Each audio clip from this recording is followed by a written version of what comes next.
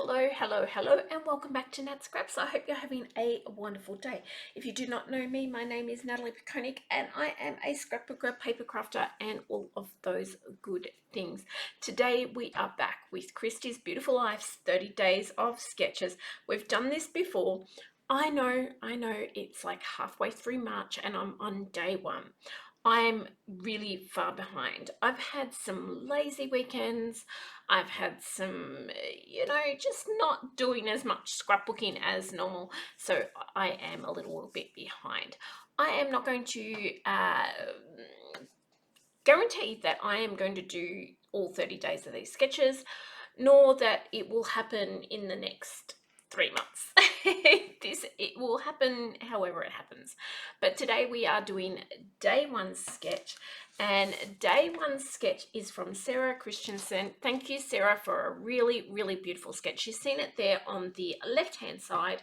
We've got some hexagons, we've got some titles, and the photo that I've chosen to use today is a photo of my son in St. James Park in London, making friends with the squirrels.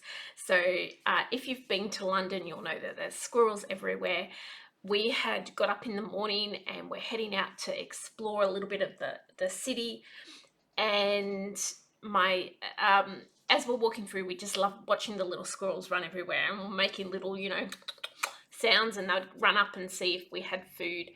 And my one of them just decided to go and run up my son's leg, which was really quite funny. Now, the papers and bits and pieces I'm using, I've decided with these 30 days of sketches, I want to use like what I've got left over from kits, bits and pieces and things. So this is all close to my heart kit. I have lots of partly used kits, and I just want to use up a few supplies. So I've gone through and I've cut up a few, they were journaling blocks, or, the 6x4 card sheet bits that were in those kits. And I've cut a few of those up and putting them around to create. Now, I did recut this photo because I had the hexagon going the wrong way. They're kind of a little bit weird, and you'll see throughout the whole thing, I keep accidentally swapping those photos around. I should have just grabbed the one that I didn't want to use and put it aside. I didn't. I ended up swapping them out in and out several times, and it was a little bit chaotic. Here I'm just adding some background to my layout. I'm going in with just a little bit of that Seabrook ink, which is the matching color to the papers in this range, and just adding a little bit of background around where I see. I cover probably 95% of this up. That's the way it goes. So here you can see I have swapped those photos accidentally again, but I'm using the second photo as a little bit of a guide. Oh, no, I'm not. I'll come back to that. So I'm going to stick these on, and when I stick these on, I'm going to put them down, realize I want to blend around the edges of the pieces, very quickly rip the back up and blend around the edges. So quite often I end up doing silly stuff like this, putting things down and then having to pull them back up again. So they do look so much better with the edges blended, and they work so much better. Here you see I realized I had the wrong photo there. I'm going to finally stick this down so I don't keep swapping it around, because I feel like otherwise I was going to end up with the wrong photo on the layout, and then I nearly put it on the wrong way. I'm going to come back in and do those other 2 hexagon blocks there, and then I'm going to use the photo to draw some lines around the outside. And in my head, what I'm thinking at the moment, that there's too much white space around those areas. I know there's going to be a title there, and I'm kind of workshopping a title in my mind. And then I've already pre-printed some journaling on some little strips that I want down the bottom. Oh, here I am thinking, oh, yep. Now I'm going to stitch around those hexagons, but after I've stitched around them, I'm going to use that spare photo a bit like a template, and I'm going to put some extra just blocks. So I'm not planning at this stage to fill those blocks in, but I want it to feel like the hexagon's still stretching out from that area, but not have solid cardstock in it, if you get what I mean. So I'm going to go around here and fill those little bits in. Now I'm going to look at my title, and I'm going to make the title Making Friends. And I'm going to come in with this green. Now this is just a set of alphabets that are they're not close to my heart. They were just ones that were in the stash and from somewhere, and the green looked like it was going to work really nicely with this. Now when I go to put that up the top, I realized that I've got foam tape for the photos, so I can't really put the title just straight across. So I just get a little piece of acetate, I pop the word up on that acetate, I trim that down so that it's just big enough for the title, and then I can add some foam tape to the back of the letters, just where it's hidden from the rest of it, but it will sit up and not be sort of half down, half up, if you get what I mean. So here I'm coming in with the foam tape. I'm just going to add some tiny little bits behind that lettering. I do this quite often with titles or images that are very open, and I don't really want them flat to the page because they're going over something else that is mounted up, and it is a good little trick to keep up your sleeve if you want to get things up off the page. Now I'm just going to add that. Realize I've probably put a little bit too much foam tape on there, so I do a couple of little mini adjustments, and as always, sort of things don't quite go to plan, so I had to reposition that foam tape and get that on. Then the second title that I'm going to put, or the sub bit there, the making, oops, did you hear that, guys? I just knocked down a scoreboard. I'm going to just keep going because that's the kind of day it is. So the Making Friends is just out of this is a uniquely creative set of alphabets, and I'm just going to put that up above the friends. Here we go. So if you have not heard about Christy's Beautiful Life, it's a Facebook page. You can go on there. You don't have to make the layouts all in the month. You can do them whenever. There's heaps of past seasons of Christy's Beautiful Life. I've done a couple of them now. They are fantastic for inspiration. You can go in, you can see what everybody else has made. You can also do the sketches yourself and upload them. You don't have to be on YouTube or anywhere else. You can just play along at your own speed. You can pick your favorite sketches and use those. All of the sketches are made by people in that Facebook group for Christy, and so they're all unique sketches. So please, there'll be a link down below. Feel free to pop over and see what's going on there. It's a great little community, and they are happy for anybody to join in. Here I'm putting just a little bit of foam tape on the back of my journaling and placing that onto the page. So I've now got my kind of elements. I've got my photo, I've got a title, and I have a little bit of journaling. And I quite often skip the journaling because there's a couple of reasons I skip journaling. One, my spelling is terrible, and I always make spelling mistakes. Two, I always freeze and worry about what I'm going to write. And I hate then having to go back and correct it and having mistakes on the page.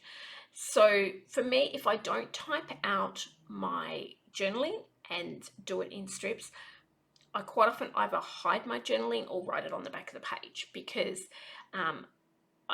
it's a fear thing. It's a fear of everybody realizing how bad my spelling is, which everybody knows how bad my spelling is, but you know, when you're a bad speller, it is really a fear. And it's funny because I work in a secondary school and I worked in classrooms with kids all the time, and kids will go, how do I spell this? And I go, I don't know. And they go, but miss, you help us every day. I go, yeah, but doesn't mean I'm a good speller. I said, don't let it stop you in life. Let's find out together that we have the best, technology nowadays to be able to figure out how to just look them up. So, yeah, but yeah, it's easier to tell the kids that. It's another thing, and I can quite empathize with those kids that can barely spell. I have some spelling, but there's kids out there that really just can't spell at all, and that it's hard for them because they see um, even asking for help sometimes they really don't want to. Okay, so I'm going through my little bits and pieces. Now, I don't have a huge amount of this collection left. Well, I have loads of scraps. I've made a mini album. I've made an album for my mum's 75th. I've made loads of pages with these collections. I had more than one of this collection from Close to My Heart. And I've got lots of bits and pieces and bibs and bobs left of this collection, but I don't have a lot. I maybe have 3 or 4 full pages left out of a couple of big collections. Now, this was an extra big collection. I think it was for Scrapbooking Month or something like that. So they came out with a solids paper collection with it. The printed papers, it wasn't a solid collection. They came out with specialty papers that went along with it. Then the printed papers, and then a sticker sheet and embellishments and all sorts of stuff. So I had bits left, and I'm just trying to use up some of those bits and pieces. This is one of the die cut collections, and to be honest, I don't even know if this came out with this collection. I just think it must have been in the baggie that I have with this collection. It may have been because I used it in the mini album and things, but in the spirit of trying to use things up, here I am trying to use those up. So I have some butterflies and bits and pieces that I've pulled out, and I kind of like get a little bit stumped where I'm going to go from here. So I cut out a few of these flowers and I look at putting them down in that corner, and I'm looking at kind of filling out a couple of extra bits of those holes, but I don't want solid paper in those hexagons. I want to feel like they're just spilling out of the beehive-y kind of area. And you can see here now I'm using that photo again as a template to cut around a corner of this paper. And then I like how it's kind of spilling out down the bottom. The little bit that hangs out the bottom bit really annoys me. I'll come back and I end up taking that off later on. Bit of a spoiler alert there. Now I'm trying to find something for that top bit, and I like that butterfly, but it is way too big. I'm going to rectify that a little bit soon, but I kind of want the same thing. The bottom bit worked really well, but I don't have another piece that has those kind of flowers on it. I'm out of those ones, so I'm still trying to get that squirrel to work there. I will stick it on eventually, but I wasn't quite sure.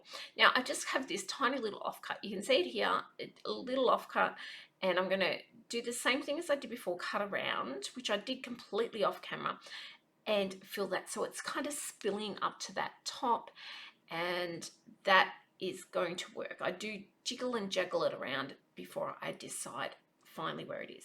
And you can see me kind of lifting that bottom corner down the bottom because it really is annoying me. It just comes down just a little bit too far. And here we finally put the squirrel on, guys. Yay, the squirrel made it. It's kind of a little bit bright, but the other pieces in the layout help it work. Now, this is where I'm kind of trying to figure that last little block there up. And you can see here, oh, I'm going to get this off. Now, I do damage the page, and on the still photo at the end, guys, you can actually see where I took this off, which does worry me a little bit. It hurts my heart slightly, but not as much as having that hang down the bottom, because I just found it really distracting. You can see when you take that bit off, your eye's not kind of wanting to wander off that page, which was what was happening the whole time I kept looking at it. And now I'm trying to figure out this last little bit, and I will eventually go back into those die cuts that I got that large butterfly from, and I will pull out a slightly smaller one, which makes completely sense, because my fear with this one is just way too big, but this slightly smaller one is going to work that little bit better. So we're going to go with that one. and stick him down. I've got the little one down the bottom, and there was a little arrow, but I don't think it made it on the page in the end. Now, I'm pretty happy with this, but a couple of final touches, and if you've watched me at all, you'll know that I liked to do a little bit of hand stitching around the outside edges, and once I've done that, guys, I think I just need to blend my edges just a little, and we'll call this one done. So while I'm doing that blending, I want to thank you guys for watching. Thank you for all my new subscribers. You guys are amazing. I've loved having you here. And please, if you haven't already subscribed, think about subscribing, liking the videos, leaving me a comment. I'll always try to get back to you guys. It sometimes takes me a little while, but I do appreciate every person that pops in and leaves a comment. You are amazing. Thank you guys. Have a wonderful day, and we'll see you again soon. Bye.